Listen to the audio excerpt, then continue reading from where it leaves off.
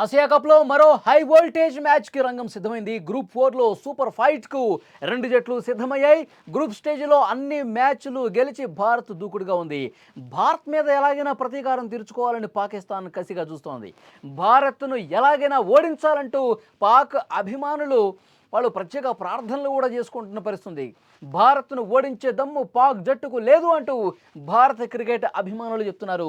మరోసారి భారత్ చేతిలో చిత్తుగా పాకిస్తాన్ ఓడిపోతుందంటూ జోషన్ చెప్తున్నారు. భారత్కే పాక్ మాజీలు కూడా మద్దతు పలుకుతున్నారు.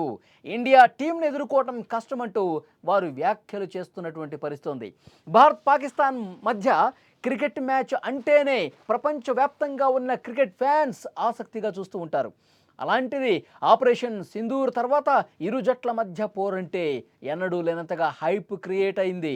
ఇదిలా ఉంటే ఆసియా కప్లో భాగంగా లీగ్ మ్యాచ్లో పాకిస్తాన్ను చిత్తుగా భారత్ ఓడించేసింది.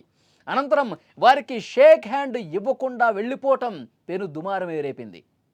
అయితే మరోసారి ఈ రెండు టీమ్స్ మధ్య, ఈ రెండు జట్ల మధ్య మ్యాచ్ అంటే ఎలా ఉండబోతుందో అర్థం చేసుకోవచ్చు.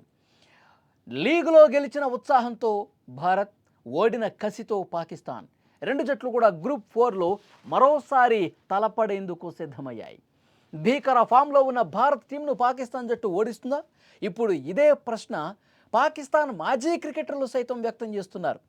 పాక్ మాజీలు వసీం అక్రమ్, అఖ్తర్తో పాటు మరికొందరు టీమిండియాని ప్రస్తుతం ఉన్న పాక్ జట్టు ఓడించలేదంటూ బహిరంగంగానే వాళ్ళు స్టేట్మెంట్లు ఇస్తున్నారు. ఎందుకంటే భారతదేశం ఎంత బలంగా ఉంది, ఇండియన్ టీం ఎంత బలంగా ఉందో వాళ్ళ దేశంలో ఉన్నటువంటి వాళ్ళే చెప్తా ఉన్నారు. వాళ్ళ మాజీ కెప్టెన్లే, మాజీ ప్లేయర్లే చెప్తున్నటువంటి పరిస్థితి ఉంది.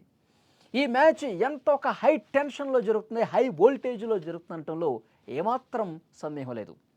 సరే, ఆసియా కప్లో పై చేయి ఎవరిదో కూడా ఒక్కసారి చూద్దాం. ఇప్పటి వరకు జరిగినటువంటి ఆసియా కప్స్లో భారత్ పాక్ ఒకే గ్రూప్లో ఉండటం పరిపాటిగా మారింది. టోర్నీకి ఆకర్షణగా నిలిచే మ్యాచ్లు జరుగుతూ ఉన్నాయి.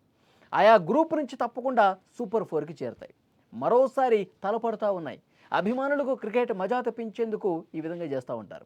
ఈసారి కూడా సై అంటే సై అంటున్నాయి. ఇప్పటివరకు కేవలం 4 సార్లు మాత్రమే ఇలా డబుల్ ఫైట్ జరిగింది. ఇరు జట్ల ఆటగాళ్ల మధ్య కరచాలనం వివాదం నేపథ్యంలో ఈసారి ఇంకా ఆసక్తిగా ఉండబోతోంది అన్న చర్చ ఉంది. గత 4 సందర్భాల్లో ఏం జరిగిద్దో ఒకసారి పరిశీలిస్తే గనక 2008 ముంబై ఉగ్రదాడి వెనుక పాకిస్తాన్ హస్తం ఉందని భారత క్రికెట్ జట్టు ద్వైపాక్షిక సిరీసులకు ముగింపు పలికినటువంటి సంవత్సరం అది. అప్పటి నుంచే కేవలం ఐసీసీ టోర్నీల్లోనే ఇరు జట్లు తలపడుతూ వచ్చాయి. 2008 ఆసియా కప్లో 6 జట్లు బరిలోకి దిగాయి. భారత్ పాకిస్తాన్ ఒకే గ్రూప్లో కావడంతో 2 మ్యాచ్ల్లో తలపడాల్సిన పరిస్థితి ఎదురైంది. ఇందులో చెరొకటి గెలిచాయి. అయితే ఇది వన్డే ఫార్మెట్లో జరిగినటువంటి మ్యాచ్లు. ఇక 2018లో 2 మనవే. ఇక ఆ తర్వాత అంటే దాదాపు 10 ఏళ్ల తర్వాత మళ్ళీ 6 టీంలు ఆసియా కప్ కోసం తలపడతా ఉన్నాయి. ఇది కూడా వన్డే ఫార్మెట్లోనే కావటం గమనార్హం. గ్రూప్ స్టేజ్తో పాటు సూపర్ 4లో కూడా పాక్పై భారతే విజయం సాధించింది. లీగ్ దశలో 8 వికెట్ల తేడాతో భారత్ గెలిచింది. సూపర్ 4లో కూడా ఏకపక్షంగా సాగిన మ్యాచ్లో జయకేతనం ఎగురవేసింది. ఆ ఎడిషన్లో ఫైనల్కు చేరిన బంగ్లాదేశ్ను ఓడించి టీమిండియా ఛాంపియన్గా నిలిచింది. ఇక 2020 సంవత్సరం వస్తే ఇది T20 ఫార్మెట్లో జరిగినటువంటి ఆసియా కప్. భారత్కు ఇది కలిసి రాలా, ఫైనల్కు చేరుకోవడంలో విఫలమైంది. గ్రూప్ స్టేజ్లో పాక్ను ఓడించినప్పటికీ సూపర్ 4 స్టేజ్లో మాత్రం భారత్కు పరాభవం తప్పల. చివరి వరకు సాగిన మ్యాచ్లో పాక్ 5 వికెట్ల తేడాతో గెలిచింది. తుది పోరుకు శ్రీలంక, పాకిస్తాన్ వెళ్ళాయి. శ్రీలంక విజేతగా నిలిచి కప్పును ఎగరేసుకుపోయింది. మరోసారి వన్డే ప్రపంచ కప్ 2023 ముంగిట జరిగిన ఆసియా కప్. మనమే ఛాంపియన్. ఇక్కడ పాకిస్తాన్తో 2 మ్యాచ్లు ఆడే అవకాశం వచ్చింది. అయితే తొలి మ్యాచ్ వర్షం కారణంగా రద్దయింది. ఇక సూపర్ 4లో టీమిండియా పాక్ మధ్య మ్యాచ్ జరిగింది. ఇందులో టీమిండియా ఘన విజయం సాధించింది. షో అంటే ఎక్కడ ఏమి జరిగినా సరే, ఎలాంటి ఉత్కంఠమైనటువంటి హై వోల్టేజ్తో జరిగినా మనదే పై చేయి అవుతుంది. ఏ విధంగా చూసినా పాకిస్తాన్పై భారత్దే పై చేయి సాధించింది. ఇప్పుడు కూడా అదే రిపీట్ కావాలని ఫ్యాన్స్ కోరుకుంటున్నారు. భారత క్రికెట్ అభిమానులు రెండోసారి పోటీ పడుతున్నటువంటి ఈ సిరీస్లో భారతే బలంగా ఉంది, భారతే గెలవబోతుందని చెప్పి చాలా ధీమాగా, చాలా కాన్ఫిడెన్స్గా చెప్తున్న పరిస్థితి. కానీ పాకిస్తాన్లో ఉండే మాజీ ప్లేయర్స్కు ఆ కాన్ఫిడెన్స్ లేదు. భారత్ చాలా బలంగా కనిపిస్తోంది, వీళ్ళెక్కడ గెలుస్తారు, భారత్ని వీళ్ళు ఎలా ఓడించగలుగుతారు?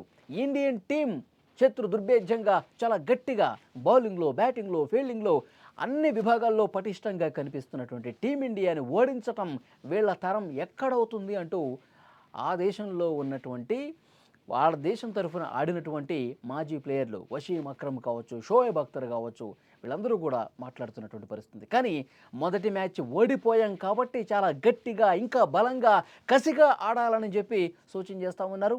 వాళ్ళ ఫ్యాన్స్ కొంత బూస్టప్ ఇచ్చే ప్రయత్నం చేస్తున్నారు. మనం గెలవాల్సిందే అంటూ వాళ్ళు హోరెత్తిస్తున్నటువంటి పరిస్థితి ఉంది. కానీ వాస్తవాలు వేరే రకంగా ఉన్నాయి, బలాలు వేరే రకంగా ఉన్నాయి. మనం ఒక మ్యాచ్ గెలిచి చాలా స్ట్రాంగ్గా కనిపిస్తున్నాం, మెంటల్గా కూడా చాలా బలంగా తయారైనటువంటి పరిస్థితి, చాలా ఉత్సాహంగా ఉన్నాం ఒక మ్యాచ్ గెలిచిన నేపథ్యంలో. ఇది కూడా చాలా ఈజీగా, సునాయాసంగా పాకిస్తాన్ని మట్టి కరిపిస్తాం అని ఫ్యాన్స్ చెప్తున్నటువంటి పరిస్థితి. సో ఏది ఏమైనప్పటికీ ఆసియా కప్స్లో ఇప్పటివరకు జరిగిన హిస్టరీ ఒకసారి చూస్తే ఎక్కువ మ్యాచ్లు గెలిచింది మనమే. ఒకటో రెండో వాళ్ళు గెలిచి ఉండొచ్చు, కానీ మెజారిటీ మ్యాచ్లు మనమే గెలిచాం, మనమే బలంగా ఉన్నాం, ఈ మ్యాచ్ కూడా కొట్టేది మనమే అని చెప్పి చెప్తా ఉన్నాం. మొదటి మ్యాచ్లో షేక్ హ్యాండ్ ఇవ్వలేదు మనం. పెహల్గాం ఉగ్రదాడికి నిరసనగా చాలా స్పష్టంగా చెంప చెళ్ళు మనిపించే విధంగా మనం ఒక గట్టి సంకేతాన్ని పాకిస్తాన్కి పంపించాం.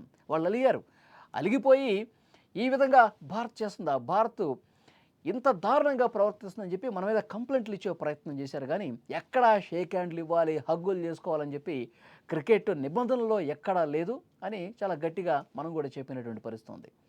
సో డెఫినెట్గా అంత ఒక హై వోల్టేజ్ పరిస్థితులు జరిగిన నేపథ్యంలో, కంప్లైంట్స్ రైజ్ అయినటువంటి నేపథ్యంలో, ఇది తీవ్ర దుమారం రేపినటువంటి నేపథ్యంలో మళ్ళీ ఈరోజు సాయంత్రం కూడా మ్యాచ్ జరుగుతున్నటువంటి పరిస్థితి ఉంది. కాబట్టి ఇంకా ఎలాంటి పరిణామాలు చోటు చేసుకుంటాయి, ఏ ఆటగాడు ఏ విధంగా ఆడతాడు, పాకిస్తాన్ ఆటగాడితో భారత ఆటగాడు ఏ విధంగా ఎదుర్కొనే పరిస్థితి ఉంటుంది, ఇవన్నీ కూడా ఇంట్రెస్టింగ్ ఫ్యాక్టర్స్గా కనిపిస్తున్నాయి. ఉత్కంఠ రేపే పరిస్థితి కనిపిస్తుంది. ఇవాళ కూడా మ్యాచ్ హై వోల్టేజ్ వాతావరణంలోనే జరుగుతుంది తెలుస్తుంది.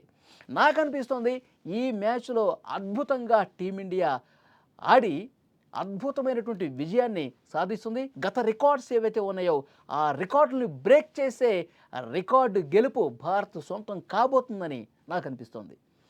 మీకేమనిపిస్తుంది? ఈ మ్యాచ్ ఇండియా పాకిస్తాన్ ఆసియా కప్లో రెండో మ్యాచ్ ఏ విధంగా జరగబోతుంది, ఎంత ఇంట్రెస్టింగ్గా ఉండబోతుందని చెప్పి మీరు అనుకుంటున్నారు? ఎలాంటి ఒక హై టెన్షన్లో జరుగుతుందని మీరు భావిస్తూ ఉన్నారు? Please comment.